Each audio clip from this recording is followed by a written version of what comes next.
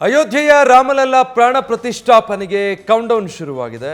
ಉಡುಪಿಯ ಕೊಡವೂರು ಗ್ರಾಮದಲ್ಲಿ ರಾಮಾಯಣ ದರ್ಶನ ಗ್ರಾಮದಲ್ಲಿ ಆಯೋಜನೆ ಮಾಡಲಾಗಿದ್ದಂತಹ ವಾಲ್ ಪೇಂಟಿಂಗ್ ಸ್ಪರ್ಧೆಯಲ್ಲಿ ಅಂದರೆ ಗೋಡೆಗಳಲ್ಲಿ ರಾಮಾಯಣ ಹಾಗೂ ಅಯೋಧ್ಯೆಯ ಚಿತ್ರಣವನ್ನು ಬಿಡಿಸುವಂಥದ್ದು, ರಾಮಾಯಣದ ಕಥೆಗಳನ್ನು ಹೇಳುವಂತಹ ಚಿತ್ರಗಳು. ಯುವಕ ಯುವತಿಯರು ಸೇರಿ ಸ್ಪರ್ಧೆಯಲ್ಲಿ ಒಟ್ಟು 69 ಕಲಾವಿದರು ಭಾಗಿಯಾಗಿದ್ದರು. ರಾಮ, ಲಕ್ಷ್ಮಣ, ಸೀತೆ, ಶಬರಿಯನ್ನ ಕಂಡು ಜನ ಕೂಡ ಸಂತಸಪಟ್ಟಿದ್ದಾರೆ.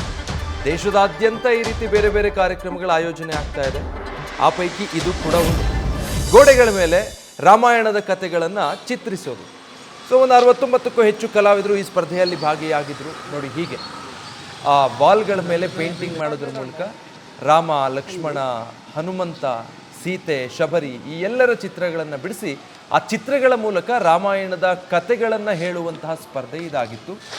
69ಕ್ಕೂ ಹೆಚ್ಚು ಚಿತ್ರಕಲಾವಿದರು ಈ ಸ್ಪರ್ಧೆಯಲ್ಲಿ ಭಾಗವಹಿಸಿದ್ರು ಮತ್ತು ಇದನ್ನು ನೋಡೋದಕ್ಕೆ ಜನರು ಕೂಡ ಬಂದಿದ್ದರು.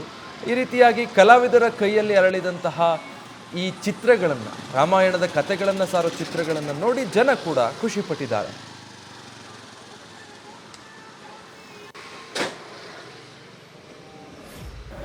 ಇವರು ವಿಜಯಣ್ಣ ಅವರು ಕರೆಸಿದ್ರು.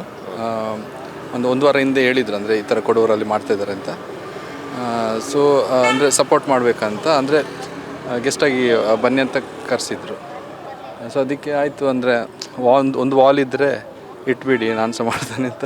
ಹಾಗೆ ಸುಮ್ಮನೆ ಹೀಗೆ ಅಂದರೆ ಸಂಜೆವರೆಗೆ ಇರಬೇಕಲ್ಲ ಅಂತ ಒಂದು ವಾಲ್ ಕೊಟ್ಟಿದ್ದಾರೆ. ಹಾಗೆ ಅದರಲ್ಲಿ ಮಾಡ್ತಾಯಿದ್ದೆ, ರಾಮ ಮತ್ತು ಹನುಮಾನ್ ಅಂತ. ಏನು ಪ್ಲ್ಯಾನ್ ಇರಲಿಲ್ಲ, ಹೀಗೆ ಅಂತ ಸಡನ್ ಹೀಗೆ ಮಾಡುವ ಅಂತ. ಅಂದರೆ ಖುಷಿ. ನಾನು 2018 ಅಯೋಧ್ಯೆ ಹೋಗಿದ್ದೆ. ಅಲ್ಲಿ ಇದು ಆರ್ಟ್ ಫೆಸ್ಟಿವಲ್ ಮಾಡಿದರು. ಸೊ ಆ ಟೈಮಲ್ಲಿ ಕರೆಸಿದ್ರು. ಸೊ ಅದಕ್ಕೆ ಆ ಟೈಮಲ್ಲೂ ಅದು ಒಂದು ಕಾರ್ಯಶಾಲಾ ಅಂತ ಒಂದು ಜಾಗದಲ್ಲಿ ಅದರ ಗೋಡೆಗಳಲ್ಲಿ ಮಾಡಿದ್ದೆ.